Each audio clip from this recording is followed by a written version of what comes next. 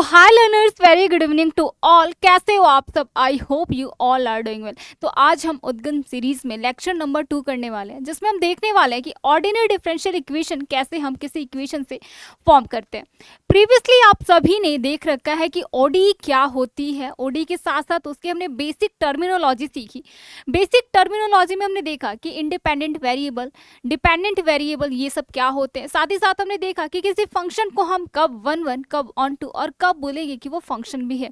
तो ये सारी हमने बेसिक अपने क्लियर कर रखी है। आज के लेक्चर में हम सीखने वाले हैं कि किसी इक्वेशन से कैसे हम ओडी फॉर्म करेंगे। तो चलो स्टार्ट करते हैं आज की क्लास। आई होप आप सभी एक्साइटेड होंगे। चलिए, तो आज का जो हमारा टारगेट रहने वाला है, हम देखेंगे कि किसी इक्वेशन से कैसे फॉर्मेशन करना है किसी ओडी का। साथ ही साथ जब एक बार हमारा ओडी फॉर्म हो गया तो ओडी की कुछ प्रॉपर्टीज आती है। अब ओडी की फर्स्ट प्रॉपर्टी में हम देखेंगे कि कैसे ऑर्डर फाइंड आउट करते हैं, उसके बाद कैसे डिग्री फाइंड आउट करते हैं। तो चलिए देखते हैं आज की क्लास। अब आता है फॉर्मेशन। फॉर्मेशन का क्या मतलब है? नॉर्मल इक्वेशन हमें गिवन है, अब उस नॉर्मल इक्वेशन से ओडी बनाना है। तो एक बार हम रिकॉल कर लेते हैं कि ओडी होता क्या है। तो चलिए रिकॉल करते हैं।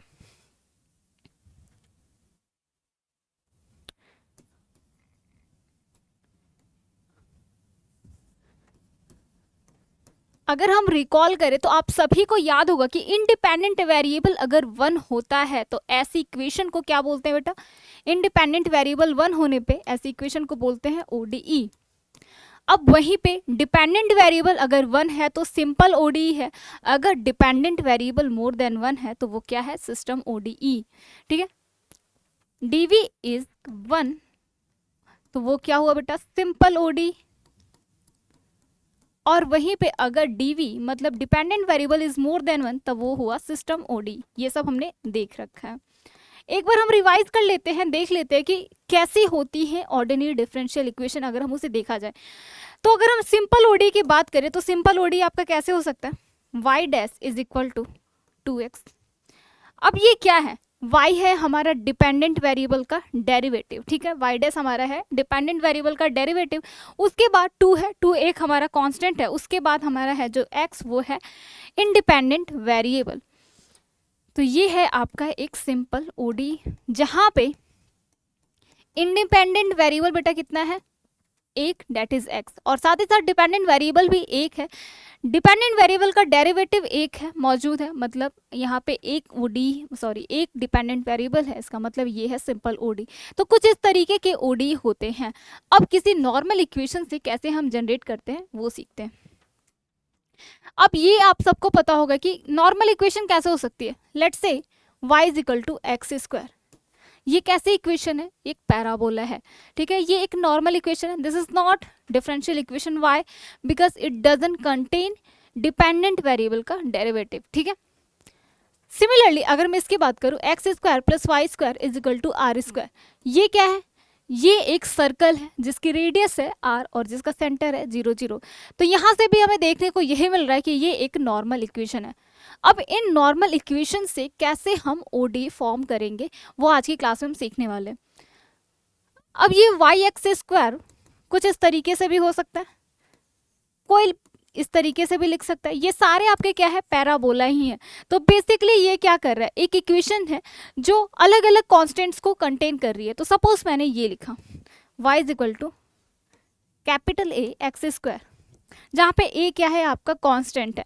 सिमिलरली अगर इसे इन पर्टिकुलरली अगर कोई लिखे x square plus y square is equal to 4, तो इसका क्या मतलब? एक ऐसा सर्कल जिसका सेंटर क्या है? 0 0 है और जिसका रेडियस आपका 2 है, क्योंकि 4 मतलब 2 का स्क्वायर, तो रेडियस इसका 2 है। ये क्या है? एक पर्टिकुलर इक्वेशन है सर्कल की। इन जनरल हम क्या बोल सकते हैं? Radius r। तो बेसिकली r क्या है? एक कांस्टेंट है। सिमिलरली यहाँ पे भी एक a जो है वो भी एक कांस्टेंट का काम कर रही है।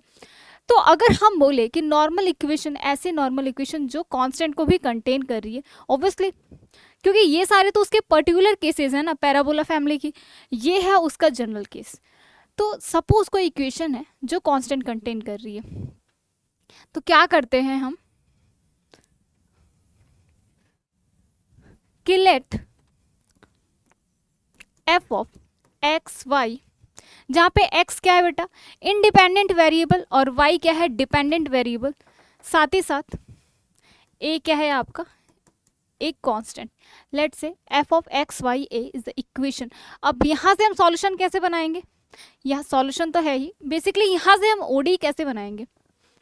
अगर मैं इन जनरल आपको अभी हमने दिखाया कि क्या था, y square is equal to a x, मैंने ये इक्वेशन लिया। यहाँ से अगर पूछा जाए कि यहाँ से ओडी बनाओ तो हम क्या करते हैं, डिफ्रेंशिएट करते हैं।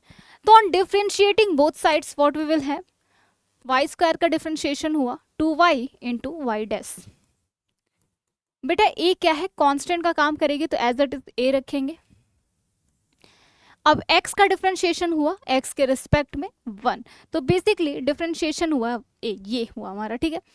हमारा काम क्या होता है फॉर्मेशन में, जब ओडी आपने देखा होगा तो ओडी में अभी हमने देखा कि सारे जो ओडी है ये फ्री फ्रॉम क्या होते हैं, कॉन्स्टेंट्स होते हैं।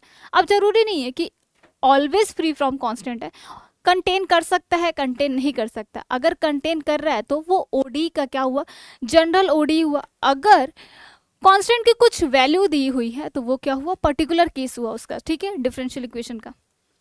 सिमिलरली यहाँ पे हमारा क्या होता है, फॉर्मेशन में मेन टारगेट ये होता है कि जो भी इक्वेशन हो, इक्वेशन में जितने भी कांस्टेंट है उनको रिमूव करना। तो अगर आपसे कोई पूछे कि इस इक्वेशन से डिफरेंशियल इक्वेशन जनरेट करो तो आप क्या करोगे, सबसे पहले इसे डिफरेंशिएट करोगे और डिफरेंशिएशन ऐसे इस तरीके से करो, इतनी बार करो कि ये कांस्टेंट रिमूव हो जाए। ऑल्दो यहाँ पे ए कांस्टेंट है, ए की वैल्यू आ भी चुकी है, तो हम क्या लिख सकते हैं, y square is equal to 2y y dash into x. क्यों, क्योंकि ए की value is nothing but this. अब यहाँ से हमें क्या मिला, y दोनों साइड है, कैंसिल करो, y is equal to 2y dash x. ये आई हमारी डिफरेंशियल इक्वेशन इस इक्वेशन से, ठीक है। तो हमें यहाँ से क्या सीखने को मिला कि एक ऐसी इक्वेशन जहाँ पे कांस्टेंट कितना है, एक है, तो हमने कितनी बार इसको डिफरेंशिएट किया, एक बार।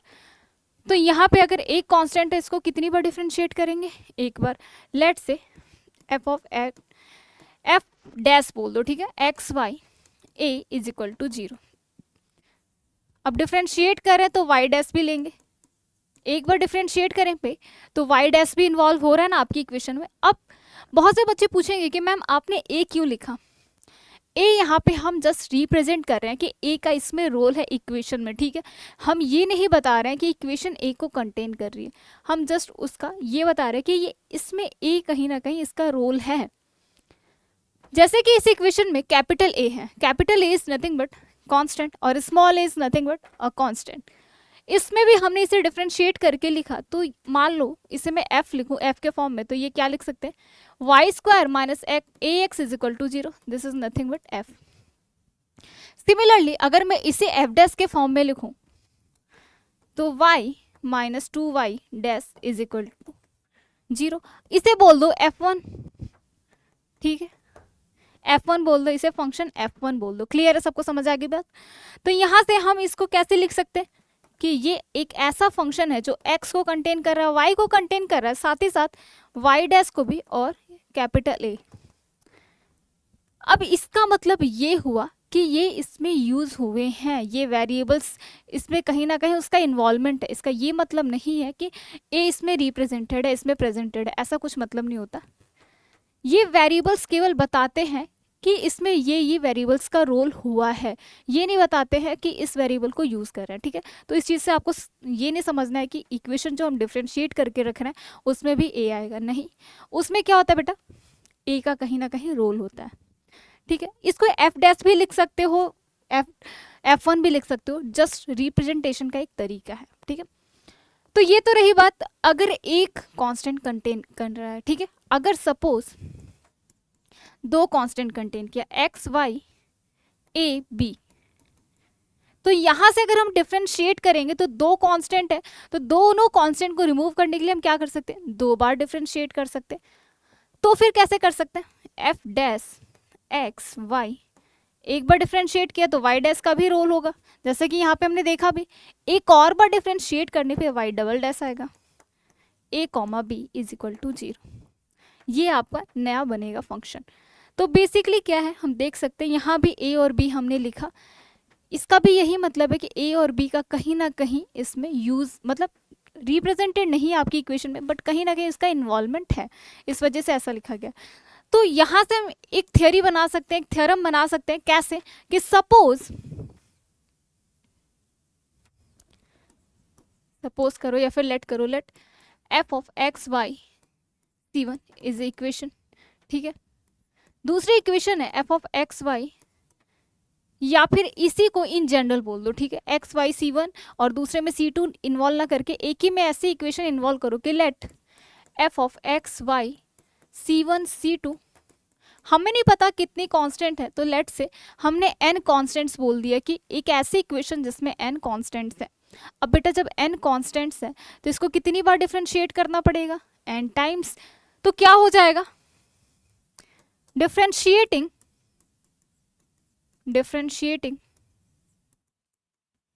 One with respect to x। क्यों? क्योंकि यहाँ पे x जो है इंडिपेंडेंट वेरिएबल है। तो इस इक्वेशन को डिफरेंशिएट करोगे तो ये क्या बनेगी? हमें नहीं पता क्या इक्वेशन बन रही है, तो हम f को एक नया फंक्शन फाई बोल दिया, ठीक है।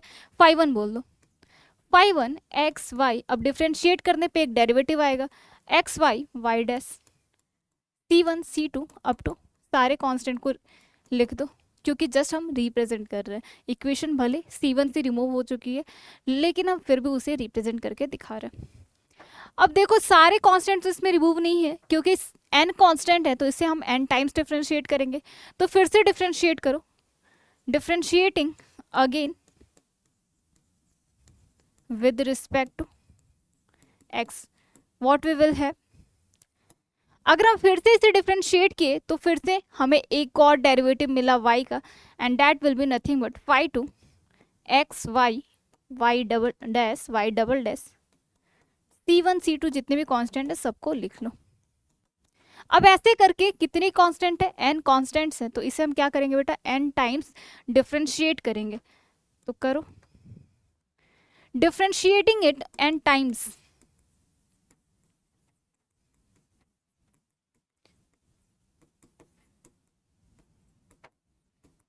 अगर आप इसे n टाइम्स डिफरेंशिएट कर रहे हो तो हमें क्या मिला?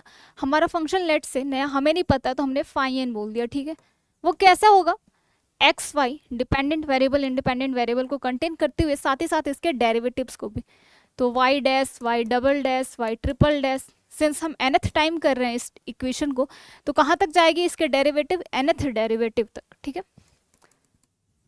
Y n. अब कितनी कांस्टेंट से आपके? n कांस्टेंट थे तो सबको लिख लो, क्योंकि हम रिप्रेजेंट कर रहे हैं up to Cn is equal to 0। तो ये हमारी इक्वेशन बनी लास्ट nth डेरिवेटिव की। तो अब देखो प्रीवियसली यहाँ पे कितनी इक्वेशन थी आपकी? ये पहली, अगर मैं इसे बोल दूँ इक्वेशन 1 तो ये इक्वेशन है 2, इसको डिफरेंशिएट किया इक्वेशन 3, और अप टू कब कहाँ तक गए हम? n टाइम तक गए हैं। ऑलरेडी एक हमने यूज कर रखा है, मेन इक्वेशन को हमने इक्वेशन 1 बोल दिया और n टाइम्स बोले हैं, तो ये कौन सी इक्वेशन बनी? n+1 equation. समझ बात आई? क्यों ऐसा हो रहा है? क्योंकि जो फर्स्ट डेरिवेटिव है उसको तो हमने सेकंड बोला, और टोटल हमारे n है, ऑलरेडी हमने फर्स्ट को बोल रखा है, मेन इक्वेशन को फर्स्ट बोल रखा है, फर्स्ट इक्वेशन, तो total number of equation n+1 हुई। अब यहाँ से बेटा क्या करते हैं? Using this n equation, n+1 equation, हम क्या करते हैं? कॉन्स्टेंट्स को रिमूव करते हैं। यूजिंग दिस n+1 इक्वेशंस,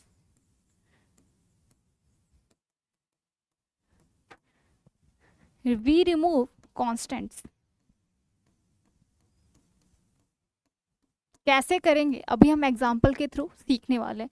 क्या कह रहा है कि हमारे पास n+1 इक्वेशंस आ चुकी हैं, इक्वेशन 1 2 3 अप टू n+1। अब इन सारी n+1 इक्वेशन को ऐसे इन सेटिंग बैठानी है, एक ऐसी अरेंजमेंट करनी है, परम्यूटेशन कॉम्बिनेशन, ऐसे कुछ तरीके लगाओ जिसमें से आपके सारे कांस्टेंट रिमूव हो जाए। अब जब सारे कांस्टेंट रिमूव हो जाएंगे तो जो नया इक्वेशन बनेगा वो कैसी इक्वेशन बनेगी? जो ऑप्टेंड इक्वेशन बनने वाली बेटा वो बनेगी। हमें नहीं पता तो लेट से साई, हमने फंक्शन साई बोल दिया, हमें नहीं पता वो कैसी इक्वेशन है, तो आर्बिट्रेरी तरीके से हमने इसे साई बोल दिया। X y y dash y double dash up to y का nth derivative is equal to 0, क्योंकि सारे कांस्टेंट तो हमने रिमूव कर दिए। अब ये जो इक्वेशन है this is nothing but ODE, ये इक्वेशन है हमारी कौन, ऑर्डिनरी डिफरेंशियल इक्वेशन। तो जब भी आपको कोई इक्वेशन दी जाए तो आपको क्या करना है, देखना है कितने आपके कांस्टेंट्स हैं, उतने टाइम उसे डिफरेंशिएट करो। अब जरूरी नहीं है 2 कांस्टेंट है तो 2 बार ही डिफरेंशिएट करो, एक बार में भी काम हो सकता है, और जरूरी नहीं है कि 2 बार में ही हो, 3 बार में भी हो सकता है। बेसिकली आपका टारगेट क्या होना चाहिए, किसी इक्वेशन से सारे कांस्टेंट रिमूव करना। अब कांस्टेंट कैसे रिमूव होंगे, हमें पता है कि कांस्टेंट का डिफरेंशिएशन होता है 0, तो इस वजह से रिमूव तभी होंगे जब उसे हम डिफरेंशिएट करेंगे। डिफरेंशिएट करने से फ़ायदा ये हुआ कि उसके डेरिवेटिव इन्वॉल्व हो गए, और जैसे ही इंडिपेंडेंट वेरिएबल, डिपेंडेंट वेरिएबल और उसका डेरिवेटिव इन्वॉल्व होता है डिपेंडेंट वेरिएबल का, वो इक्वेशन कहलाती है आपकी डिफरेंशियल इक्वेशन। क्लियर, तो ऐसे हम ODE बनाते हैं। चलो एग्जाम्पल डिस्कस करते हैं। तो ये है उसका एल्गोरिदम। अब आपके सामने क्वेश्चन है, कह रहा है कि हमारी इक्वेशन कुछ इस तरीके से इस रिलेशन से रिप्रेजेंटेड है, हमसे पूछा जा रहा है कि find the differential equation, find the DE। चलो सॉल्व करते हैं इसे।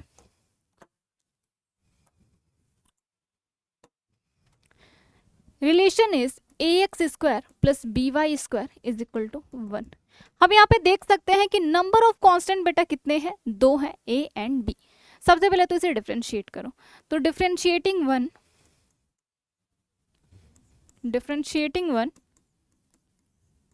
With respect to x।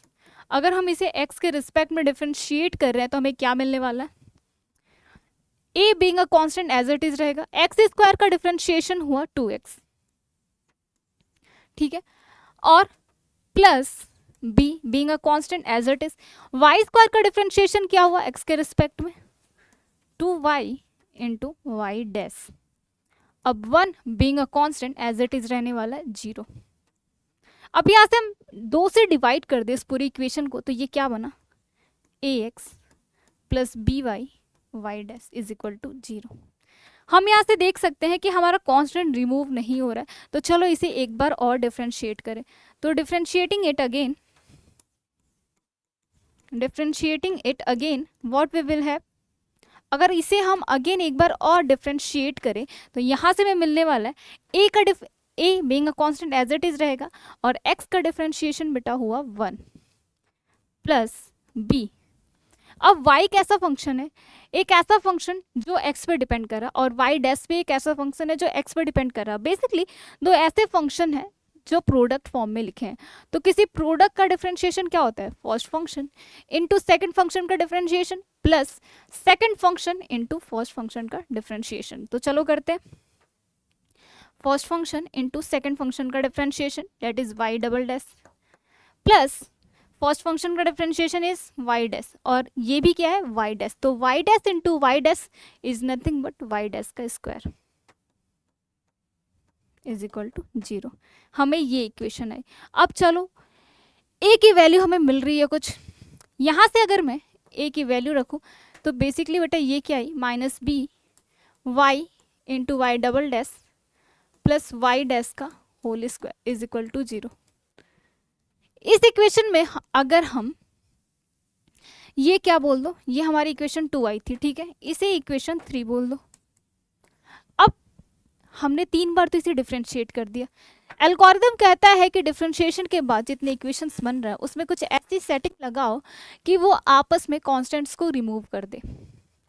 अगर मैं यहाँ पे बेटा a इज इक्वल टू, या फिर ऐसे कर सकते हैं, यहाँ से इसे मैं रीराइट करूँ और a क्या लिखूँ, a is equal to minus b y dash, ठीक है। यहाँ से मैं मिला a is equal to minus b y into y dash, और यहाँ से क्या मिला, a is equal to minus b this. अब इसे स्टार बोल दो, इक्वेशन स्टार। अब स्टार और 3 दोनों सेम है, क्यों, क्योंकि LHS दोनों के सेम है, a is equal to this and a is equal to this. अब जब LHS 2 इक्वेशन के सेम होने पे इसका यही मतलब हुआ कि उनका RHS भी सेम है। तो यहाँ से मैं क्या मिला, यहाँ से मिला फ्रॉम स्टार एंड 3, हमें स्टार और 3 से बेटा क्या मिला,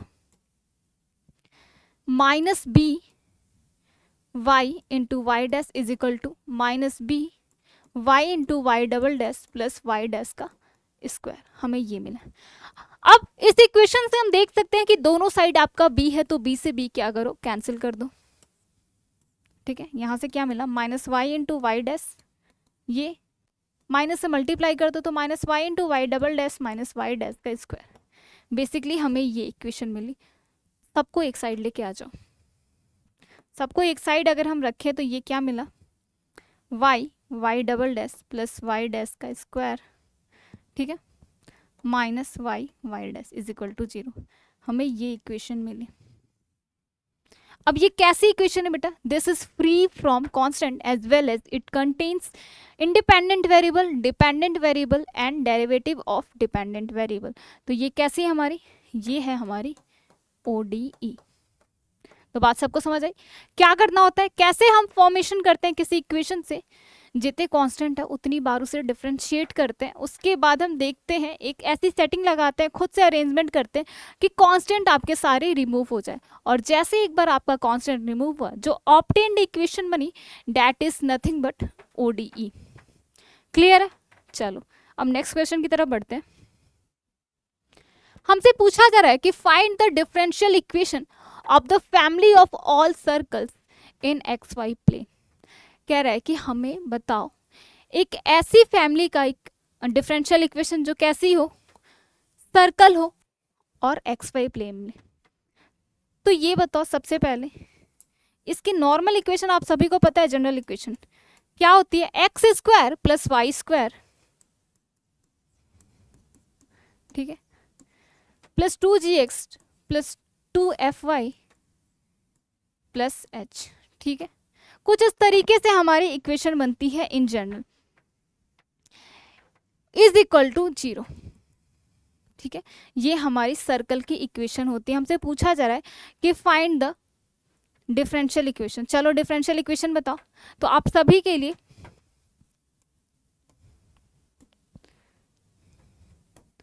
40 सेकंड का टाइम दिया जा रहा है। ठीक है,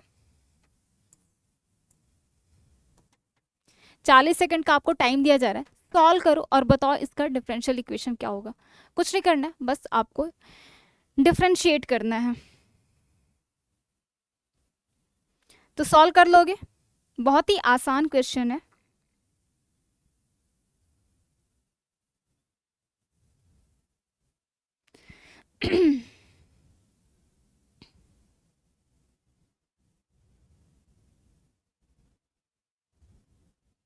आप देख सकते हो इसमें कांस्टेंट क्या है, GFH, यही तो है। तो इसको हमें डिफरेंशिएट करना है, करो। 40 सेकंड आपका 40 सेकंड हो भी गया। चलो 1 मिनट का ही टाइम ले लो और बताओ इसका आंसर क्या होगा।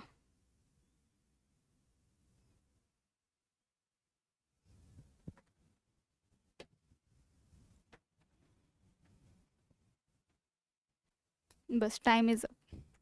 अब देखो ये है कैसी equation, family of all circles in XY plane, जहां पे हम देख सकते हैं कि कांस्टेंट क्या है, FGH, ये है आपके। अब इसे हम क्या करने, डिफरेंशिएट करेंगे। चलो तो डिफरेंशिएटिंग, इसे इक्वेशन 1 बोलो। Differentiating 1, differentiating 1 with respect to x, obviously x के ही रिस्पेक्ट में करेंगे। क्यों? क्योंकि यहाँ पे ये कैसी इक्वेशन है, इंडिपेंडेंट वेरिएबल जिसमें 1 है वो होता है OD, है ना।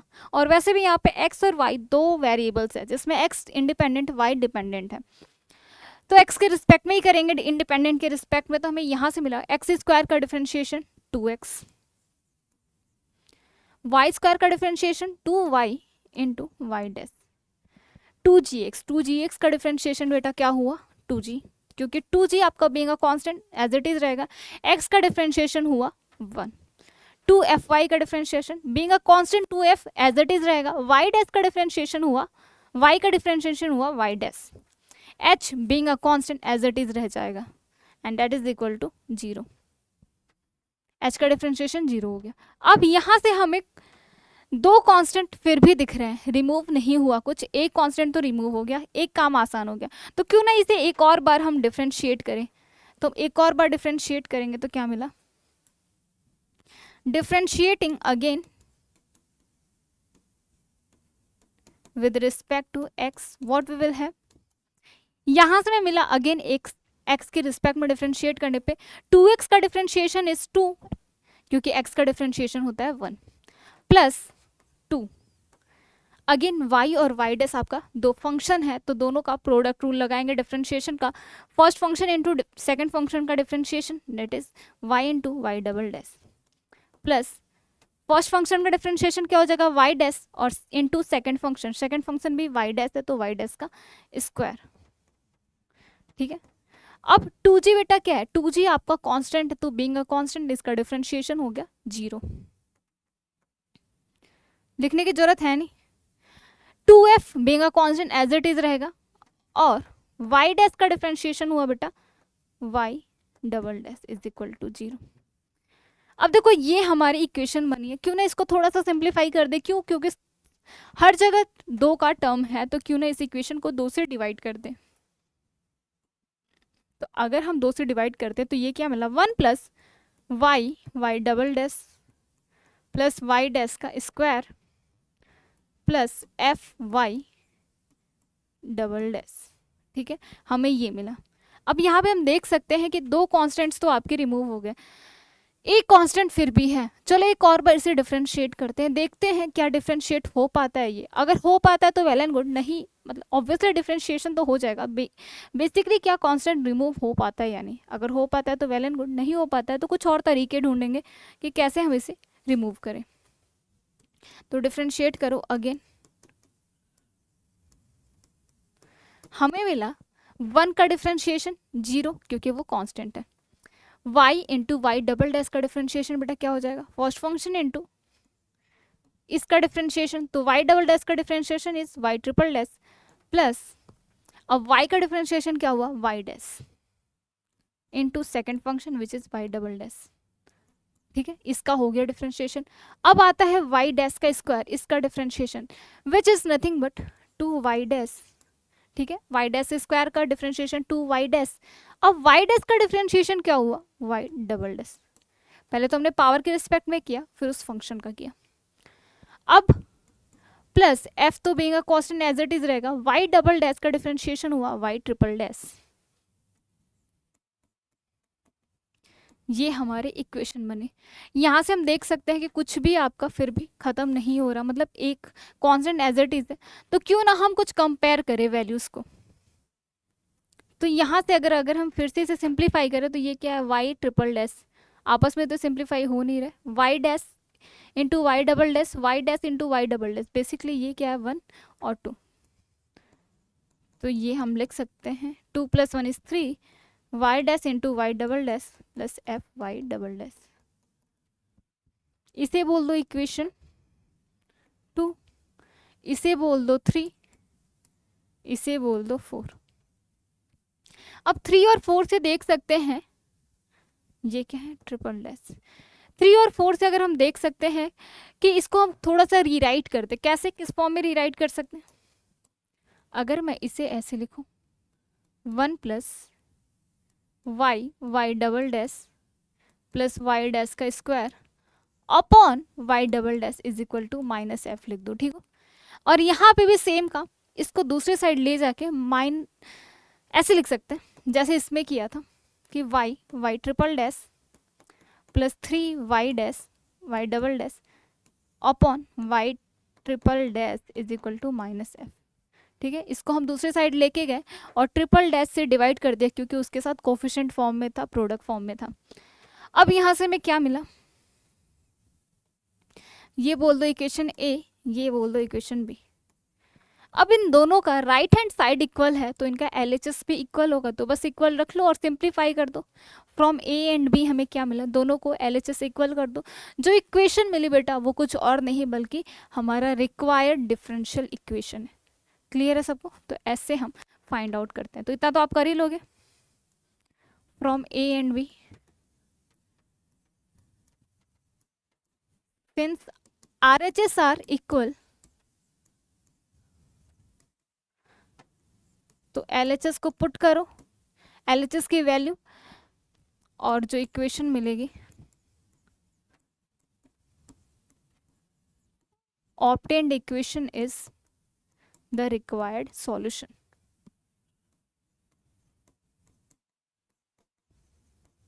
तो ये आपका काम है, ठीक है, ये आपको सॉल्व करके बताना है, कमेंट करना है कि what will be the solution, ठीक है। कुछ भी नहीं करें, आरएचएस इक्वल है तो एलएचएस भी सेम होगा, बस लिख दो, ठीक है। तो ऐसे हम डिफरेंशियल इक्वेशन फॉर्म करते हैं। चलो कुछ और भी एग्जांपल्स करते हैं।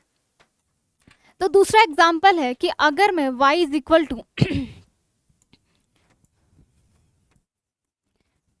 a by x plus b ले लूँ, ठीक है, ये हमारी इक्वेशन है। आपसे पूछा जा रहा है कि find the differential equation, find D ई, तो बताओ क्या होगा।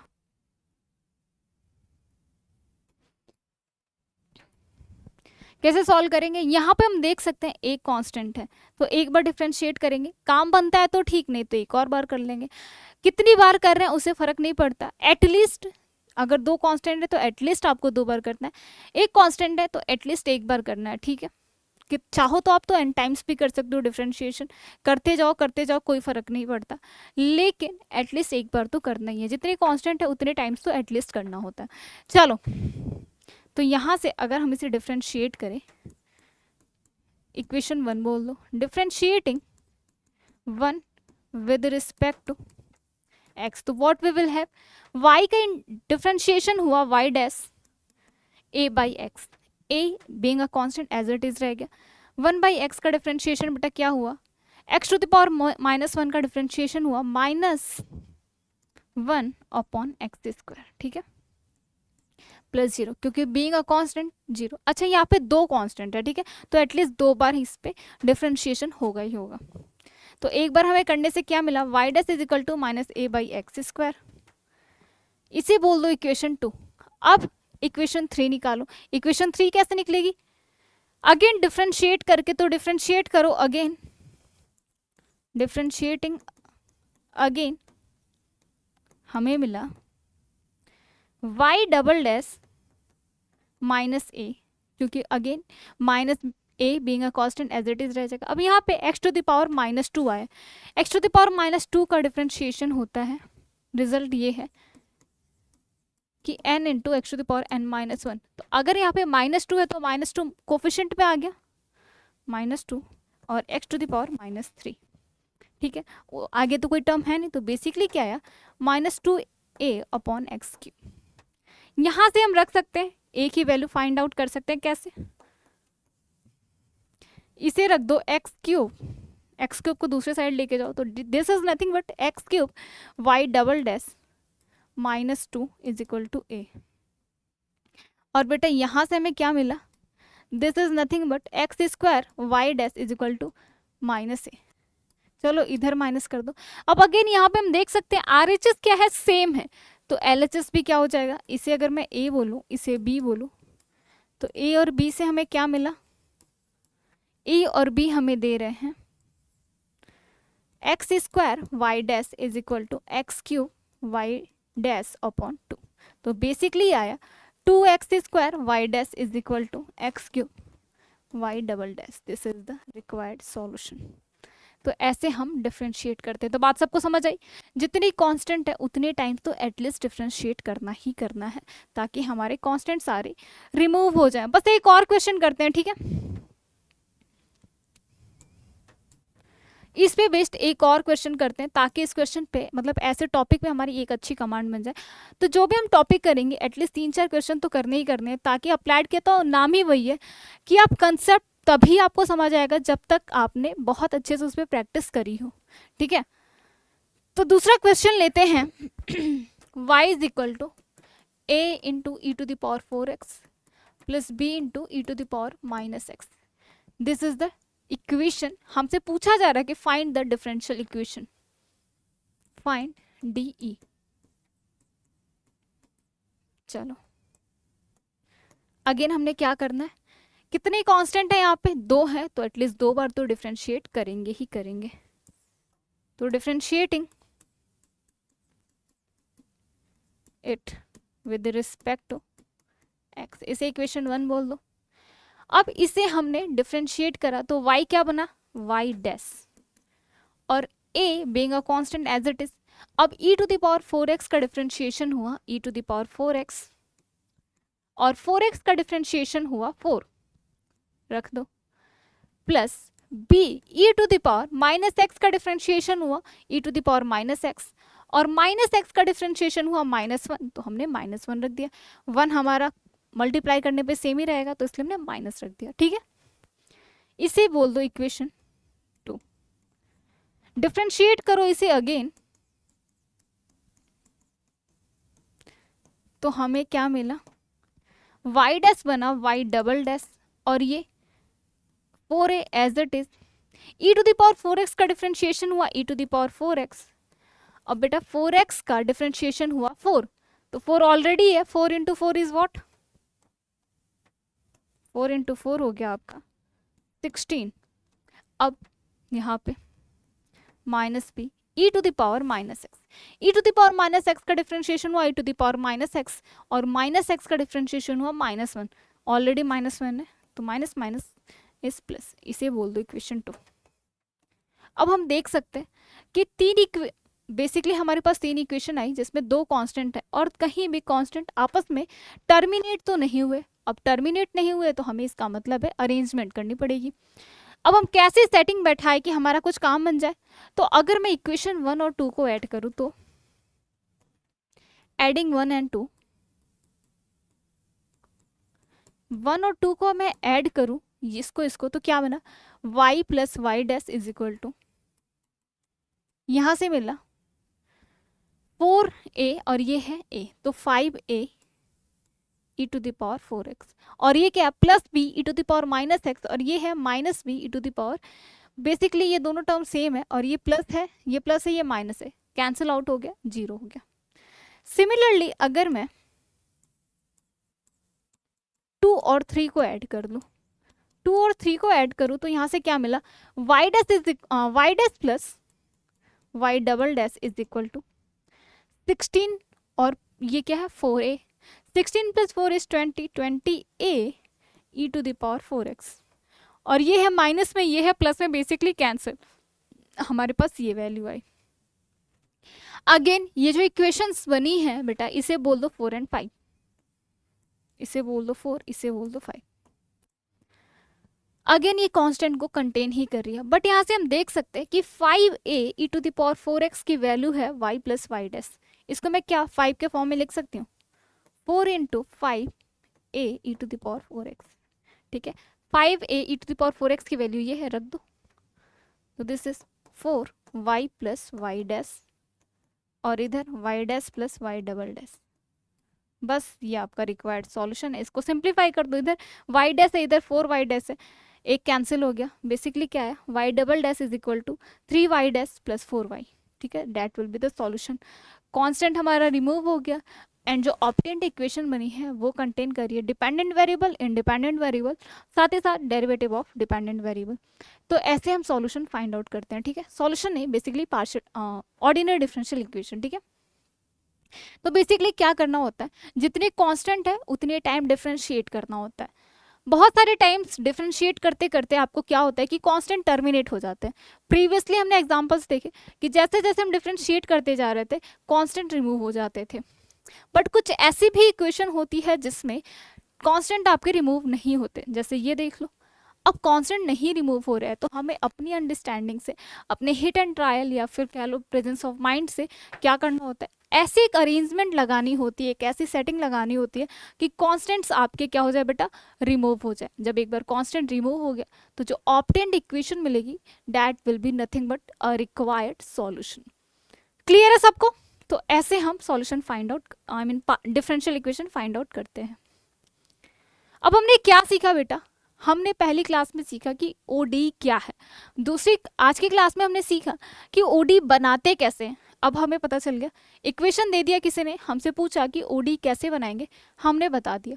अब ओडी के कुछ प्रॉपर्टीज आती है, तो पहली प्रॉपर्टी है कि ऑर्डर क्या होता है ओडी की। ठीक है, मतलब किसी डिफरेंशियल इक्वेशन है तो उसका ऑर्डर क्या होगा। तो टॉपिक है नया ओडी, तो डेफिनेशन क्या बनती है इसकी, ऑर्डर ऑफ ओडी की, the power of highest derivative, the power power भी छोड़ो, हाईएस्ट डेरिवेटिव लिख दो बस। जो हाईएस्ट डेरिवेटिव होता है, पावर नहीं, द हाईएस्ट डेरिवेटिव, जो आपका हाईएस्ट डेरिवेटिव होता है वही उस आपकी डिफरेंशियल इक्वेशन का क्या होता है, ऑर्डर होता है। मतलब क्या हुआ, कोई इक्वेशन है जो y डैश को कंटेन कर रही है, ठीक है, क्या हुआ 4x, इस टाइप का ये इक्वेशन है। तो हाईएस्ट डेरिवेटिव इसमें क्या है, y डैश, मतलब एक बार इसका डिफरेंशिएशन हुआ तो जितना हाईएस्ट हायर नंबर जो होता है दैट इज ऑर्डर। तो यहाँ पे एक बार डिफरेंशिएट हुआ है तो इसका ऑर्डर क्या हुआ, 1। क्लियर है। अगर मैं वही बोलूँ y double dash is equal to y dash 4e⁻x, मतलब कुछ ऐसा पूछा जाए आपसे कि इसका ऑर्डर बताओ, तो डेफिनेशन कहती है कि हाईएस्ट डेरिवेटिव जो होता है वही होता है ऑर्डर, ठीक है, हाईएस्ट डेरिवेटिव। इसमें क्या है, y डैश है, चलो इसको 4 ना लेके y ले लो, ठीक है, y dash is equal y double dash is equal to y dash into y into e⁻x। यहाँ पे हाईएस्ट डेरिवेटिव क्या है, y डबल डैश, मतलब 2 बार इसका डिफरेंशिएशन हुआ तो इसलिए इसका ऑर्डर हुआ 2। ठीक है, बात सबको समझ आई। एक और क्वेश्चन, एक और समझते हैं, ये एग्जाम्पल 1, ये 2, तीसरा ले लो आप y double dash square y triple dash plus y is equal to 0। ये आपसे इक्वेशन गिवन है, ठीक है, आपसे पूछा जा रहा है कि what is the order of this differential equation. तो बेटा हमें क्या ढूंढना है कि हाईएस्ट डेरिवेटिव ढूंढना है, ठीक है। हाईएस्ट डेरिवेटिव का मतलब है कि दैट हायर नंबर जिसपे y को डिपेंडेंट वेरिएबल को डिफरेंशिएट किया जा रहा है। इक्वेशन में देख रहे हैं कि y डिपेंडेंट वेरिएबल, तो डिपेंडेंट वेरिएबल पे तो हमें लेना देना है नहीं, उसके डेरिवेटिव से मतलब है, डेरिवेटिव कितने टाइम हुआ है, हायर नंबर को लेते हैं। यहाँ पे 3 बार हुआ है और यहाँ पे 2 बार हुआ है, मतलब जो सेकंड टर्म है वो 3 बार डिफरेंशिएट होके आया है। जो इधर से चले तो सेकंड, इधर से चले तो ये फर्स्ट टर्म हुआ और इधर से चले तो थर्ड टर्म, ठीक है। तो मतलब बेसिकली जो ये वाला टर्म है ये कितनी बार डिफरेंशिएट होके आया, 2 बार डिफरेंशिएट होके आया है, प्लस उसका पावर हमें 2 लगाया गया। तो बेटा हमें पावर से मतलब नहीं है, हाईएस्ट डेरिवेटिव से मतलब है। तो यहाँ पे हाईएस्ट डेरिवेटिव क्या है, 3 है, तो इसलिए इसका ऑर्डर हुआ 3। बात सबको समझ आई। हाईएस्ट डेरिवेटिव ढूंढते हैं ना कि उसका पावर ढूंढते हैं। 4th एग्जाम्पल एक और ले लो, y double dash plus y dash का स्क्वायर प्लस 2y डैश, ठीक है, इज इक्वल टू 0। ये है इक्वेशन आपकी, ठीक है। आपसे पूछा जा रहा है कि what is the order of this differential equation, तो हमने क्या देखना है, हाईएस्ट डेरिवेटिव। y डैश एक बार ही हुआ है, अब और देखते हैं क्या एक और बार वाला हुआ है क्या। यहाँ पे देखें तो अगेन यहाँ पे भी एक बार ही हुआ है, बस उसका पावर उसने 2 कर दिया कि y डैश को एक बार डिफरेंशिएट करके 2 बार y डैश ले लो, y dash into y dash, है ना। यहाँ वाला टर्म जो है ये कह रहा है कि y को 2 बार डिफरेंशिएट किया गया, मतलब y डबल डैश। तो हायर डेरिवेटिव बच्चा क्या हुआ, यहाँ पे हुआ 2, तो इस वजह से इसका ऑर्डर हुआ 2। ये तो रही बात पूरी आपकी डिफरेंशियल इक्वेशन जब गिवन हो और ऑर्डर पूछे तो आसानी से हम देके बता सकते हैं highest derivative.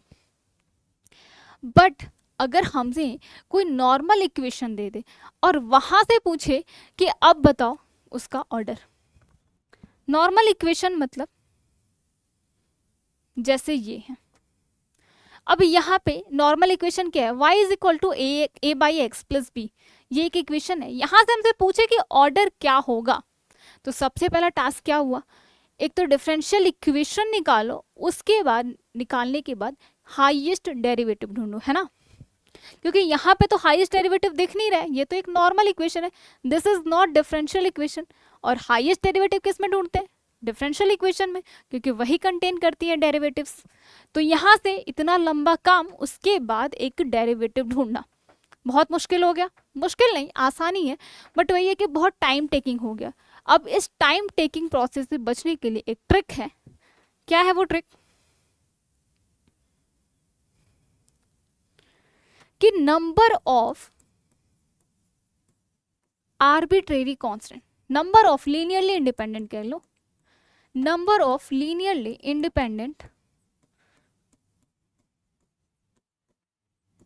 Independent arbitrary constant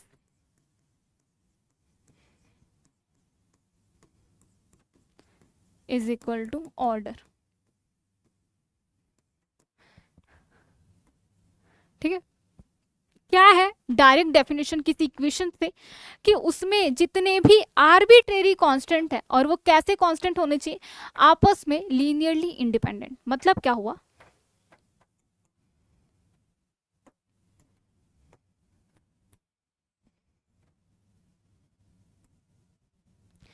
क्या कहने का मतलब है कि ऐसे इक्वेशन जिसमें नंबर ऑफ लीनियरली आर्बिट्रेंडेड जितने हैं कांस्टेंट्स हैं बेसिकली, वही उसका ऑर्डर है। लेट्स से कोई कांस्टेंट है, इक्वेशन है, पहले सबसे पहले इक्वेशन लेते हैं, y is equal to 2x plus 3, पहला। ठीक है, y डैश, दूसरा एग्जांपल लिया हमने, y dash is equal to cos x plus 2 plus e. ठीक है, हमने ये इक्वेशन ली है, दो इक्वेशन है हमारे सामने, हमसे पूछा जा रहा है कि इन दोनों इक्वेशन की क्या बताओ, ऑर्डर बताओ। तो ऑर्डर की डेफिनेशन हमें पता है कि highest derivative, since it is, ये y कर लो। ठीक है, since this are not differential equation, तो हम क्या करेंगे, डेरिवेटिव निकाल के, बट वो प्रोसेस लंबा हो गया, तो क्यों ना हम ये रिजल्ट यूज करें। अगर हम ये रिजल्ट यूज करते हैं तो ये रिजल्ट क्या कहता है कि नंबर ऑफ जितने भी लीनियरली इंडिपेंडेंट कांस्टेंट्स होते हैं बेटा, वही होते हैं उसके ऑर्डर। यहाँ पे हम देख सकते हैं कांस्टेंट 2 एंड कांस्टेंट 3 बेसिकली दो कांस्टेंट्स हैं। ठीक है, तो इसका क्या हुआ, अगर इसे मैं जनरल फॉर्म में लिखूं तो यहाँ से कुछ मैं ऐसे लिख सकती हूँ ax प्लस बी। ठीक है, जहाँ पे a की वैल्यू 2 है, b की वैल्यू 3 है, तो ये कांस्टेंट कितने हैं, यहाँ पे कांस्टेंट है 2, दो कांस्टेंट्स है, तो इसका मतलब है इसका ऑर्डर क्या हुआ, 2, क्योंकि number of linearly independent arbitrary constants is equal to order. But वहीं पे किसी बच्चे से पूछा गया कि बताओ इसका ऑर्डर क्या होगा इस इक्वेशन का, तो हमें क्या, वो क्या बताए, दो बच्चों से पूछा गया, एक बच्चे ने बोला कि इसका ऑर्डर है 2, बट एक बच्चे ने बोला इसका ऑर्डर है 1। पहले वाले ने बोला कि मैम 2 एक कांस्टेंट है, ई भी एक कांस्टेंट है। ठीक है, तो 2 कांस्टेंट है, इसका मतलब है इसकी ऑर्डर जो हुआ इस इक्वेशन का वो हुआ 2। बट वहीं पे दूसरा बच्चा आता है, वो कहता है कि ma'am e is nothing but, e की वैल्यू क्या होती है, 2 से 3 के बीच में है ना, ई बिलोंग्स टू 2.718, कुछ ऐसी इसकी वैल्यू होती है। ठीक है, ई की वैल्यू ये होती है और 2 तो हमें गिवन ही है। अगर मैं इसे सिंप्लीफाई करूं तो ये क्या बना, cos x प्लस 4.718, बेसिकली हमारी ये इक्वेशन बनी। अब यहां से अगर मैं जनरल फॉर्म बनाऊं तो ये क्या हुआ, cos x प्लस a। ठीक है, यहां से जनरल फॉर्म जो बना ये बना। अब यहां पे देखा गया कि नंबर ऑफ आर्बिट्रेरी कांस्टेंट कितने हैं, 1 है, तो डेट्स वाई इसका ऑर्डर कितना हुआ, यहाँ पे हमें ऑर्डर दिखा, ऑर्डर इज 1। बट वही तो उसके अकॉर्डिंग दूसरे बच्चे का आंसर सही हो गया, लेकिन जिस पहला आंसर इसलिए गलत हुआ क्योंकि ई क्या है बेटा, 2 और ई दोनों ही कांस्टेंट्स हैं जो कि लीनियरली इंडिपेंडेंट नहीं है। लीनियरली इंडिपेंडेंट का मतलब है एक की दूसरे पे कोई डिपेंडेंसी ना हो, एक दूसरे से इंडिपेंडेंट हो, एक दूसरे से आज़ाद हो। ये x के साथ मल्टीपल में और ये 3 एकदम ही अलग है, 2 और 3 का आपस में कोई रिलेशन नहीं है। बट यहाँ पे तो 2 और e का रिलेशन है क्योंकि e इज नथिंग बट 2.718। अब क्या इसको सिंप्लीफाई नहीं कर सकते, इसे तो हम आसानी से कर सकते हैं क्योंकि एक दूसरे को सिंप्लीफाई कर सकते हैं, एक दूसरे पर डिपेंडेंट है ये, है ना। ये इक्वेशन जो है इन दोनों कांस्टेंट को ऐड करके लिखा जा सकता है। जब लिखा जा सकता है मतलब डिपेंडेंसी है, मतलब ये आज़ाद नहीं है, मतलब ये है कि यहाँ पे अगर देखा जाए तो number of arbitrary constant, linearly independent arbitrary constant is 1, that's why it's order is 1। बात सबको समझ आई। तो जब भी आपसे पूछा जाए कोई इक्वेशन देके तो आपको क्या ढूंढना है, number of linearly independent arbitrary constant. आपको बहुत सारे ऐसे एग्जांपल्स दिए जाएंगे जहां पे आपको n नंबर ऑफ कांस्टेंट्स होंगे, तो इसका ये मतलब नहीं है कि n कांस्टेंट्स है तो n उसका ऑर्डर होगा। आपको खुद से ढूंढना पड़ेगा कि कितनी इसमें इंडिपेंडेंट कांस्टेंट्स है, जितने होंगे दैट विल बी ऑर्डर। समझ आई बात सबको। चलो एक और एग्जाम्पल के थ्रू समझते हैं। ये क्वेश्चन आया हुआ है आपके पेपर में, क्या कह रहा है कि ये हमारी एक इक्वेशन इस तरीके से डिफाइंड है, पूछा जा रहा है कि what will be the order. अब क्या है इक्वेशन, सबसे पहले तो इक्वेशन देखते हैं। Equation is this, a plus b cos square x, ठीक है, प्लस सी। अब एक रिजल्ट हम सबको पता है। अच्छा यहाँ से ऑर्डर पूछा जाए तो कितने यहाँ पे कांस्टेंट है, a b c d, 4 constants हैं। तो मतलब किसी बच्चे ने बोला कि यस ऑर्डर विल बी 4, ठीक है। बट किसी एक और बच्चा आया, बोला उसने कि नहीं मैम इसे हम सिंप्लीफाई करेंगे। तो हमने कहा ठीक है चलो सिंप्लीफाई करो। तो कैसे सिंप्लीफिकेशन हो सकता है इसका, हम सबको एक रिजल्ट याद है कि sine square x is nothing but 1 minus cos square x.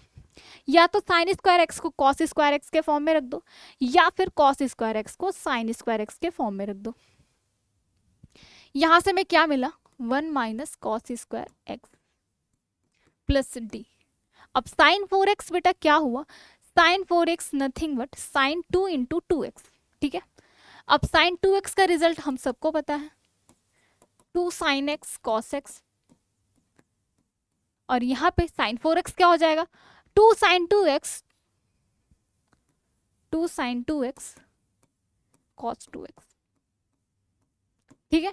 सबको समझ आ गई बात, 2 sign 2x into cos 2x। अब इसके बाद चलो इसको सिंप्लीफाई करते हैं।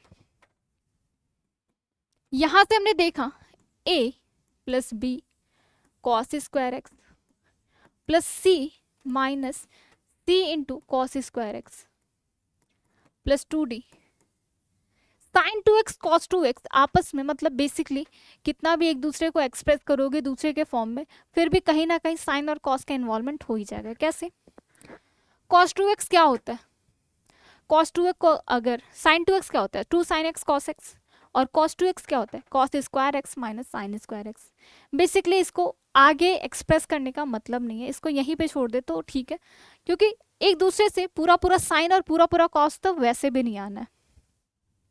मतलब ये कह रही हूं मैं कि अगर इसे 2 साइन एक्स कॉस एक्स रखो, ठीक है, और cos 2x को किसी ने बोला कि मैम साइन के फॉर्म में पूरा रख दो, चलो तो मैंने cos को पूरा साइन के फॉर्म में रख लिया, तो 1 माइनस 2 साइन स्क्वायर एक्स। अब फिर भी इसको मल्टीप्लाई करेंगे तो फिर भी तो ये साइन एक्स कॉस एक्स का कॉम्बिनेशन ही है, पूरा पूरा साइन एक्स और पूरा पूरा कॉस एक्स तो हुआ नहीं। तो क्या मतलब इसको एक्सप्रेस करने का आगे ऐसे ही रखो, खामखा बड़ी इक्वेशन दिखेगी, थोड़ी छोटी इक्वेशन दिखेगी तो अच्छा भी लगेगा, है ना।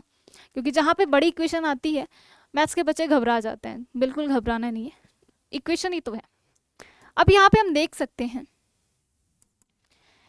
a माइनस सी को एक साथ रखो, कॉस स्क्वायर एक्स को कॉमन लूँ मैं अगर, तो यहाँ से क्या मिला b माइनस सी, ठीक है।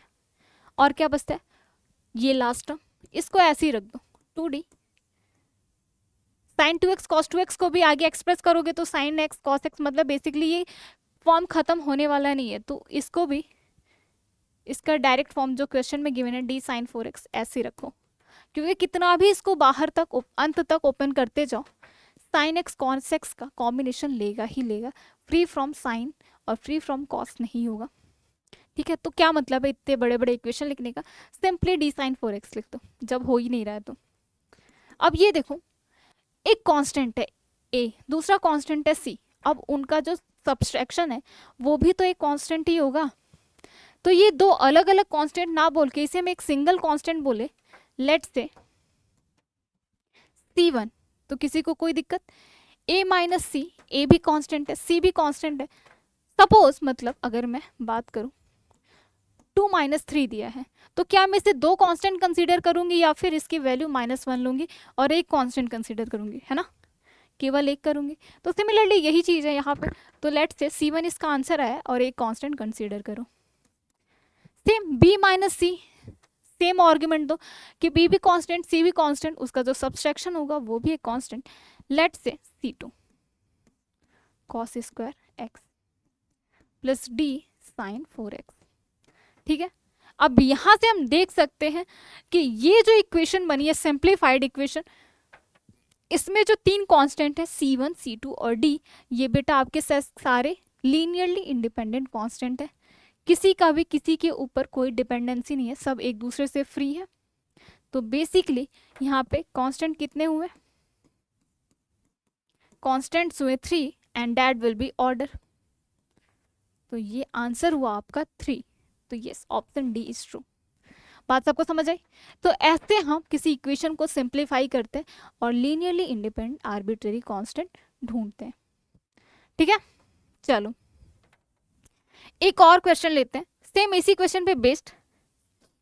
y is equal to a plus b cos square x plus c sine square x plus d cos 2x। ठीक है, हमसे पूछा जा रहा है कि what is the order of this equation.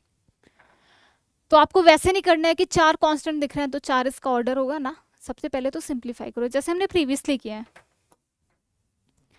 तो अगर इसे हम सिंप्लीफाई करें तो क्या मिला, y is equal to a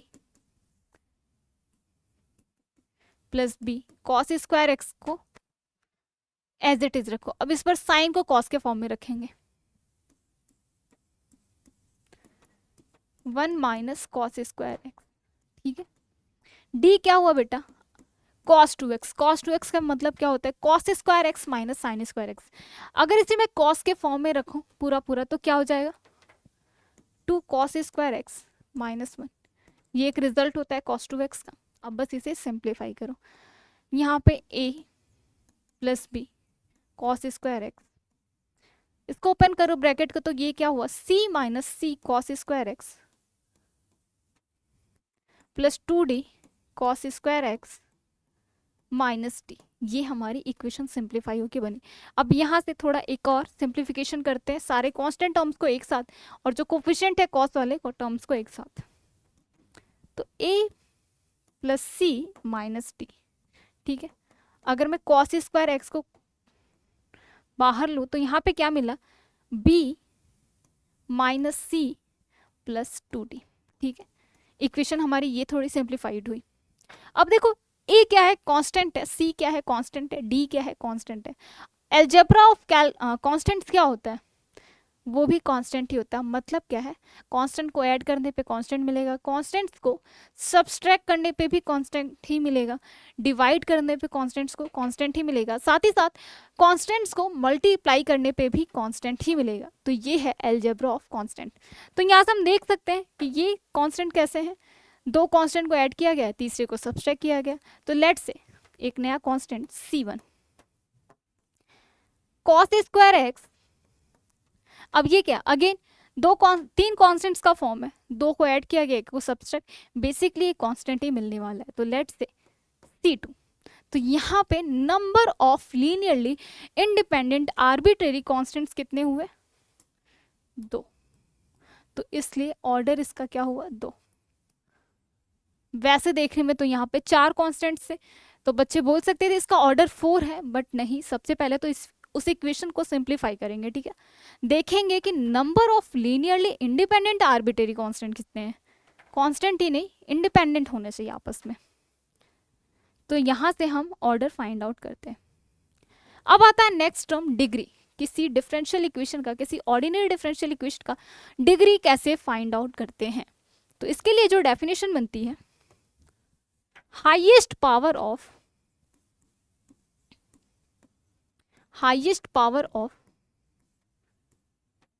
highest order derivative.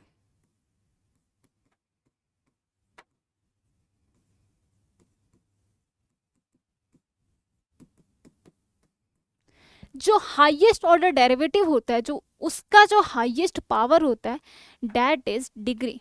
तो सबसे पहले इसमें क्या करना होता है, डिग्री वाले में सबसे पहले तो हाईएस्ट डेरिवेटिव ढूंढना पड़ता है, जैसा कि हम पिछले वाले में कर रहे थे ऑर्डर ढूंढने के लिए। तो जो काम हम ऑर्डर ढूंढने के लिए करते हैं वही काम डिग्री के लिए करते हैं। तो सबसे पहले ऑर्डर वाला मतलब डेफिनेशन लगाते हैं, मतलब हाईएस्ट डेरिवेटिव। अब उस हाईएस्ट डेरिवेटिव का जो हाईएस्ट पावर होता है वो होता है डिग्री। चलो, ये तो इसकी डेफिनेशन हो गई। इसके लिए कुछ नोट्स हैं। इसके लिए क्या नोट्स हैं कि जो डिग्री होती है that should be free from, degree should be free from radicals and fractions. Radicals और फ्रैक्शन से फ्री होना चाहिए। इसका क्या मतलब हुआ? मतलब ये हुआ कि डिग्री आपका इंटीग्रल नंबर होना चाहिए। अब इंटीग्रल नंबर क्या होता है? 0 1 2 3 4 5 6 7 8 9 10 अप टू इन्फिनिटी, ठीक है। लेकिन इस ऑर्डर में होना चाहिए, इस सीरियल नंबर में होना चाहिए, ना कि उसकी डिग्री बोले पाई ई, ये सारे आपके रेडिकल्स हुए। और फ्रैक्शन का मतलब हुआ, फ्रैक्शन का मतलब हुआ कि 2/3 4/3, मतलब बेसिकली रैशनल नंबर के फॉर्म में ना हो, ठीक है। 2/3 4/3 5/6 ऐसे इस फॉर्म में कुछ ना हो, केवल और केवल इंटीग्रल नंबर हो। तो अगर कुछ इस तरीके से है तो उसको सिंप्लीफाई करते हैं, इंटीग्रल नंबर में कन्वर्ट हो जाए।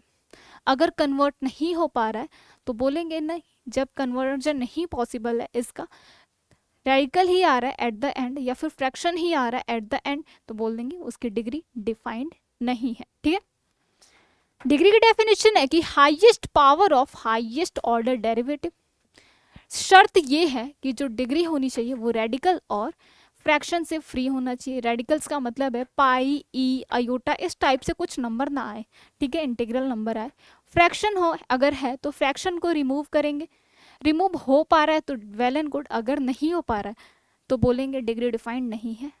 और रेडिकल ही है तब भी बोलेंगे डिग्री डिफाइंड नहीं है। बात सबको समझ आई? चलो एग्जाम्पल करते हैं। तो एग्जाम्पल हमने लिया y dash is equal to 4x। आपसे पूछा गया कि find the degree of this differential equation. तो सबसे पहले हमने क्या देखना है? हाईएस्ट डेरिवेटिव देखना है, ठीक है। हाईएस्ट डेरिवेटिव इसमें क्या है? y डैश है। अब इस y डैश का पावर क्या है? पावर इसका कुछ नहीं है, मतलब 1 है। किसी चीज का पावर कुछ नहीं लिखा है तो इसका मतलब उसका पावर 1 है ना। तो यहाँ पे हम बोल सकते हैं डिग्री इज 1। बात सबको समझ आई? चलो अब दूसरा एग्जांपल लेते हैं। y dash into y plus y dash plus y triple dash plus y या फिर 2e⁻x इज इक्वल टू 0। ये है आपकी इक्वेशन। आपसे पूछा जा रहा है कि find the degree of this differential equation. तो सबसे पहले हमने क्या देखना है कि इसका हाईएस्ट डेरिवेटिव क्या है। ये फ्री फ्रॉम डेरिवेटिव है तो बात खत्म। ये डेरिवेटिव कंटेन कर रहा है और इसका हाईएस्ट नंबर है 3। यहाँ पे ये भी कंटेन कर रहा है बट यहाँ पे डेरिवेटिव है सेकंड तक गया है। ये कंटेन कर रहा है, ये भी y डबल डैश कंटेन कर रहा है, लेकिन इसका हाईएस्ट नंबर है 2। तो यहाँ पे 2 मिल रहा है, यहाँ पे 3 मिल, यहाँ भी 2 मिल रहा है, यहाँ 3। तो 2 2 3 में सबसे बड़ा नंबर क्या है? 3। इसका मतलब है हाईएस्ट डेरिवेटिव इसका क्या है? y triple dash. तो ऑर्डर क्या हुआ बेटा? 3। अब हाईएस्ट डेरिवेटिव मिल गया तो इसका पावर देखना है, power of highest derivative, highest power in fact. तो यहाँ पे कुछ नहीं लिखा है मतलब 1, मतलब डिग्री इसकी हुई 1। क्लियर? चलो एक और क्वेश्चन लेते हैं, एक और एग्जांपल लो। y ट्रिपल डैश, चलो डबल डैश ही रखो, y triple dash, y triple dash का square plus y⁴ plus y is equal to 0। ये है आपके डिफरेंशियल इक्वेशन। आपसे पूछा जा रहा है कि find out the order and degree. सबसे पहले हमने क्या देखना है इस एग्जांपल में कि हाईएस्ट डेरिवेटिव क्या है। हाईएस्ट डेरिवेटिव ये 2 तक गया है, ये 3 तक गया है, ये 3 तक गया है, ये 4 तक गया है, और ये तो डेरिवेटिव नहीं है, ये तो डिपेंडेंट वेरिएबल है। तो सबसे पहले तो हाईएस्ट नंबर देखते हैं। 2 3 3 4, सबसे बड़ा नंबर है इसमें 4, मतलब ऑर्डर हुआ आपका 4। अब हाईएस्ट डेरिवेटिव तो मिल गया, अब इसका हाईएस्ट पावर क्या है? कुछ नहीं है, मतलब 1, तो डिग्री इज 1। ठीक है, आपको ये नहीं देखना है कि सबसे बड़ा पावर क्या है, ये नहीं देखना, हमें देखना है सबसे पहले हाईएस्ट डेरिवेटिव। अब जब हाईएस्ट डेरिवेटिव मिल गया तो उसका हाईएस्ट पावर देखेंगे। मतलब क्या हुआ? चलो एक और एग्जांपल लेते हैं। y dash plus y dash का स्क्वायर प्लस वाई डैश का पावर 4 प्लस वाई ट्रिपल या फिर वाई डैश ही रखो इज इक्वल टू 0। ठीक है, यहाँ पे आपसे अगेन ऑर्डर एंड डिग्री पूछ रहे हैं, तो सबसे पहले तो हाईएस्ट डेरिवेटिव ढूंढना है। हाईएस्ट डेरिवेटिव क्या है? 2 2 2 1। सबसे बड़ा नंबर क्या है इसमें? 2। अब कंपटीशन 3 लोग के बीच में है, इन तीनों का डेरिवेटिव क्या है? 2 है। सबसे पहले तो आप ऑर्डर बताओ, ऑर्डर क्या है? 2, क्योंकि highest derivative is 2। But degree क्या होगी? डिग्री के लिए कंपटीशन है 3 लोगों के बीच में। पहला टर्म है वाई डबल डैश, दूसरा टर्म है वाई डबल डैश का स्क्वायर, तीसरा टर्म है वाई डबल डैश का पावर 4। डेफिनेशन कहती है कि highest power of highest order derivative. अब इनमें पावर में देखते हैं 1 2 4। हाईएस्ट पावर किसका है? 4 का, मतलब this is the degree. Degree क्या हुई आपकी? 4। तो डिग्री के लिए क्या करना है? सबसे पहले हाईएस्ट डेरिवेटिव ढूंढना है। हाईएस्ट डेरिवेटिव मिल गया, उसके बाद उसमें हाईएस्ट पावर ढूंढना है, तो डिग्री हुई 4। चलो अब एक ऐसा क्वेश्चन करते हैं जिसमें डिफरेंशियल इक्वेशन क्या है बेटा? आपकी फ्रैक्शन फॉर्म में है। अब आपको डिग्री के लिए डेफिनेशन बताई गई है कि highest power of highest order derivative and that should be free from radicals and fractions, but this differential equation contains fraction. अब हम क्या कर सकते हैं? या तो रिमूव करें, अगर रिमूव हो रहा है तो रिमूव करें, नहीं हो पा रहा है तो बोल देंगे नॉट डिफाइंड। चलो सबसे पहले तो डिफरेंशियल इक्वेशन लिखते हैं। Differential equation is y double dash का power 3/2 is equal to y double dash का पावर 2/3। देखते हैं क्या अगर इस डिफरेंशियल इक्वेशन का पावर मैं 2 कर दूं, मतलब इस डिफरेंशियल इक्वेशन में स्क्वायर ले लूं, तो लो on squaring both sides, on squaring both sides what we will have? We will have अब ट्रिपल वाई डबल डैश का पावर 3/2। अब इसका स्क्वायर करोगे तो क्या मिला? पावर्स आपस में मल्टीप्लाई हो जाते हैं। ठीक है, कोई नंबर है उसका पावर है, अब उसका भी पावर लोगे तो जो पावर्स हैं आपस में मल्टीप्लाई हो जाते हैं। तो ये क्या हुआ? 3/2 इंटू 2। आरएचएस में क्या हुआ? वाई डबल डैश का पावर 2/3 इंटू 2। तो बेसिकली सिंप्लीफाई हो गया, क्या बना आपका? 2 से 2 हुआ कैंसिल, यहाँ से मिला वाई डबल डैश का power 3 is equal to y double dash का power 4/3। Again this differential equation contains fraction. तो हम क्या करेंगे? एक और बार देखेंगे कि क्या पता हमारा फ्रैक्शन टर्मिनेट हो जाए, खत्म हो जाए, कोई इंटीग्रल नंबर मिल जाए। तो अगर मैं इस इक्वेशन में क्यूब लूं, दोनों साइड, दोनों साइड अगर मैं क्यूब लूं तो क्या काम बनने वाला है? तो y dash y double dash का पावर 3 इंटू 3, क्योंकि पावर्स आपस में मल्टीप्लाई हो जाते हैं, and that is equal to y double dash का पावर 4/3 इंटू 3। ये हमारी इक्वेशन बनी। यहाँ से हम देख सकते हैं 3 से 3 क्या हुआ बेटा? कैंसिल हुआ। इक्वेशन हमारी सिंप्लीफाई हो गया, क्या बन रही है? वाई डबल डैश का power 9 is equal to y double dash का पावर 4। ठीक है, अब ये है हमारी फाइनल डिफरेंशियल इक्वेशन। अभी तो हमने डिफरेंशियल इक्वेशन को सिंप्लीफाई किया, अब जाके हम इसमें हाईएस्ट डेरिवेटिव और हाईएस्ट पावर देखेंगे डेरिवेटिव का, हाईएस्ट डेरिवेटिव का। यहाँ से आपसे एक ऑर्डर पूछा जाए तो आप देख सकते हो कि highest derivative is 2, that's why it's order is 2। But वहीं पे अगर आपसे डिग्री पूछी जाए तो क्या होगा? तो इसमें हाईएस्ट डेरिवेटिव है 2। अब इस हाईएस्ट डेरिवेटिव का हाईएस्ट पावर क्या है? एक काम कर सकते हो, दूसरे टर्म्स को एक साइड रख लो पहले तो, वाई डैश का power 9 minus y double dash का power 4 that is equal to 0। इसमें हाईएस्ट पावर बेटा क्या है हाईएस्ट डेरिवेटिव का? दिस इज 9, दिस इज 4, तो हाईएस्ट नंबर इज 9, तो डिग्री हो गई इसकी 9। ठीक है, बट कोई आगे कहता है कि नहीं मैम, अगर मैं इसे सिंप्लीफाई करूं, क्योंकि हम एक इक्वेशन को इस फॉर्म में लिख सकते हैं, कैसे? वाई डबल डैश का पावर 9, इस इक्वेशन में अगर मैं वाई डबल डैश का पावर 4 से डिवाइड कर दूं तो क्या बनेगी इक्वेशन? वाई डबल डैश का पावर 4 इज इक्वल टू 1। ऐसे लिख सकते हैं इस इक्वेशन को। ठीक है, अब यहां से हमें क्या मिला? जब बेस सेम हो और पावर इस फॉर्म में लिखे हो तो आपस में सब्ट्रैक्ट हो जाएंगे, ये पावर ऊपर जाके -4 हो जाएगा, डेट इज 9 - 4 विच इज 5। हमारी डिफरेंशियल इक्वेशन फाइनल ये बनी है। ठीक है, किसी स्टूडेंट ने बोला कि मैम ऐसे हम इस इक्वेशन को रिप्रेजेंट कर सकते हैं। अब यहाँ पे highest power of highest derivative क्या है, highest power of highest order derivative 5। ठीक है, यहाँ पे 5 मिल रही है तो उसने बोला कि डिग्री इसके अकॉर्डिंग तो 5 हो गई, तो 9 सही है या 5? बट डेफिनेशन क्या कहती है, highest power of highest order derivative. But ये 5 क्यों नहीं सही है जब ऐसे लिखा जा सकता है? तो इसके लिए काउंटर ये है कि हमें नहीं पता y क्या है। ठीक है, हमें नहीं पता y क्या है। सपोज मैंने y डबल डैश लिया है x, सपोज मैंने y लिया है x, तो y डैश क्या हुआ बेटा 1, y डबल डैश आपका क्या हुआ 0। अब हमारी इक्वेशन क्या कहती है कि ये फॉर्म है कुछ इस तरीके का, y dash to the power y double dash to the power 9 upon y double dash to the power 4।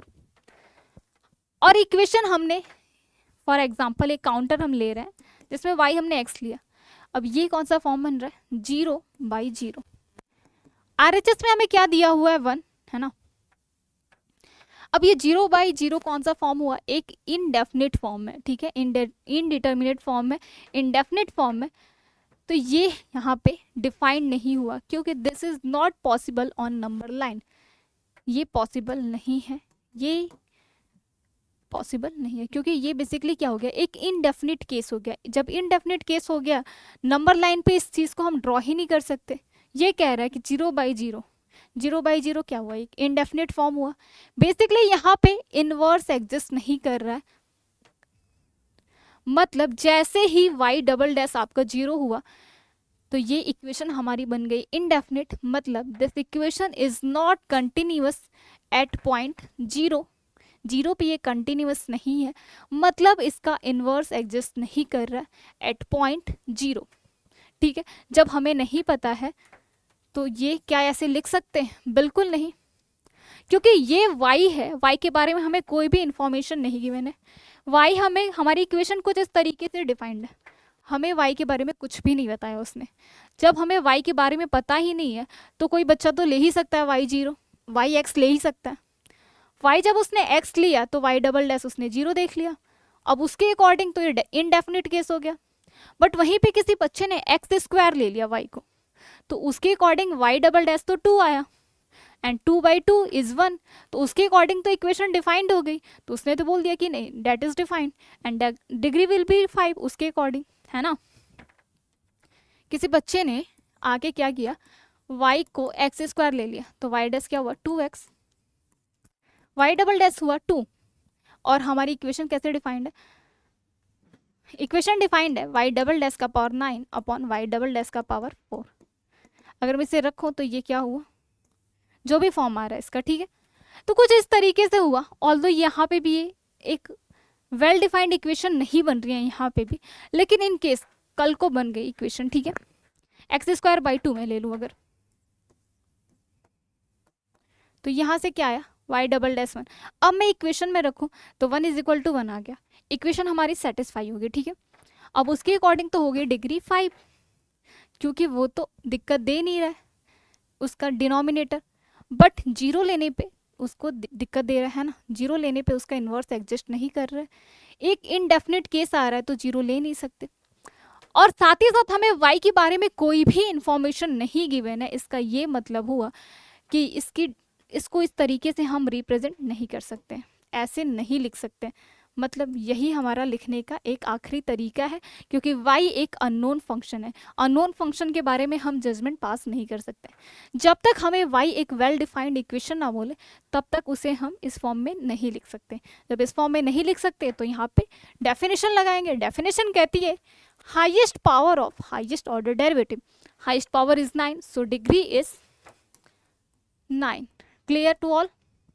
तो इस वजह से हमने इसे यहीं पे छोड़ दिया, यही इसका फाइनल इक्वेशन होगी। इस तरीके से नहीं लिख सकते क्योंकि this is not continuous at 0, it means it doesn't have inverse, और जब इनवर्स नहीं है तो ऐसे रिप्रेजेंट नहीं कर सकते। इसका मतलब है कि इस तरीके से हम इसे डिनोट नहीं कर सकते।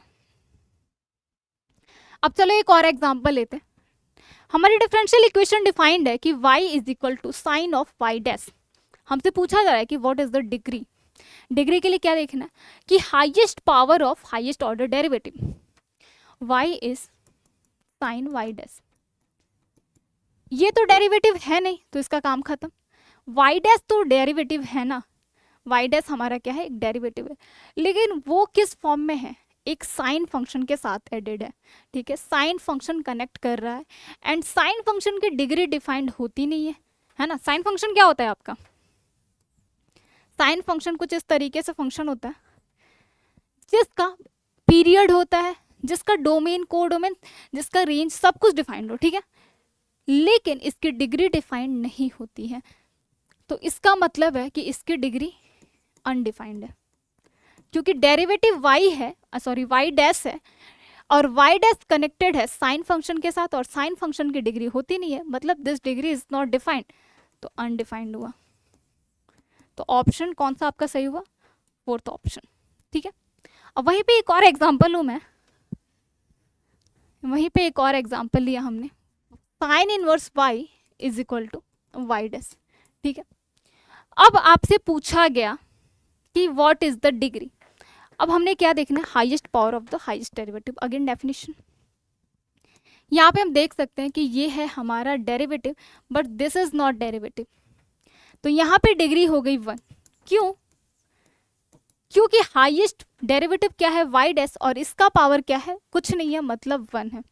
अब बोलोगे मैम साइन इनवर्स इसके साथ भी तो लगा हुआ है y के साथ, अब y के साथ लगा हुआ है तो इसकी डेरिवेटिव, इसकी भी तो डिग्री डिफाइंड नहीं है, बट हमें y के साथ थोड़ी मतलब है, हमें डेरिवेटिव के साथ देखना होता है, ना कि डिपेंडेंट वेरिएबल के साथ।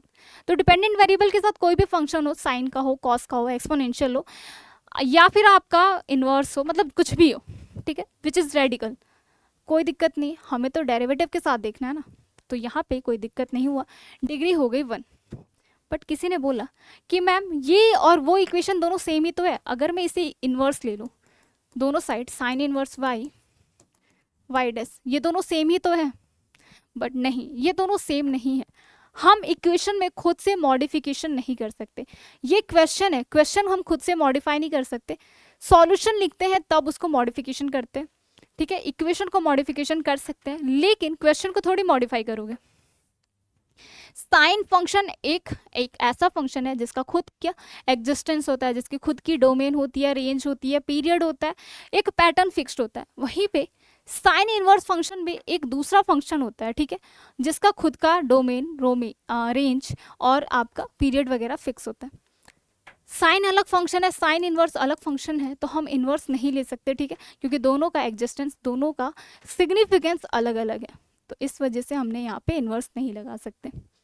बात सबको समझ आ गई? तो खुद से हम इनवर्स नहीं लगाएंगे जब तक हमारे क्वेश्चन में डिफाइंड ना हो, क्योंकि दोनों का एग्जिस्टेंस, दोनों का सिग्निफिकेंस अलग अलग है। तो बस एक और क्वेश्चन आप सभी के लिए, ये लास्ट, ये आप क्वेश्चन, इसका आंसर आप सभी को कमेंट करके बताना है। आपका इक्वेशन ऐसे डिफाइंड है कुछ कि y is equal to y plus y dash plus y double dash sine y plus y triple dash.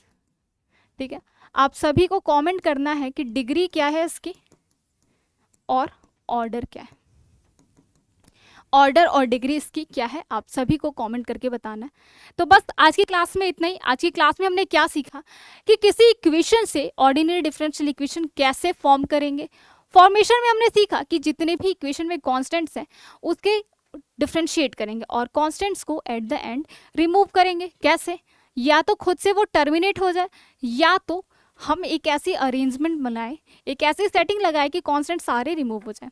उसके बाद हमने सीखा कि ओडी हमारी बन गई। अब ओडी के कुछ बेसिक टर्म्स हैं जैसे कि ऑर्डर, डिग्री। तो आज की क्लास में हमने ऑर्डर, डिग्री के बारे में बात करी। नेक्स्ट क्लास में हम सीखेंगे कि सॉल्यूशन कैसे फाइंड आउट करते हैं ओडी का। फिर उसके बाद हम देखेंगे कि होमोजेनियस इक्वेशन क्या होती है, लीनियर ऑर्डिनरी डिफरेंशियल क्या होती है, मतलब बेसिकली कुछ और भी टर्म्स आने वाली क्लासेस में सीखेंगे। तब तक के लिए wish you the best, keep learning, keep shining and keep rocking.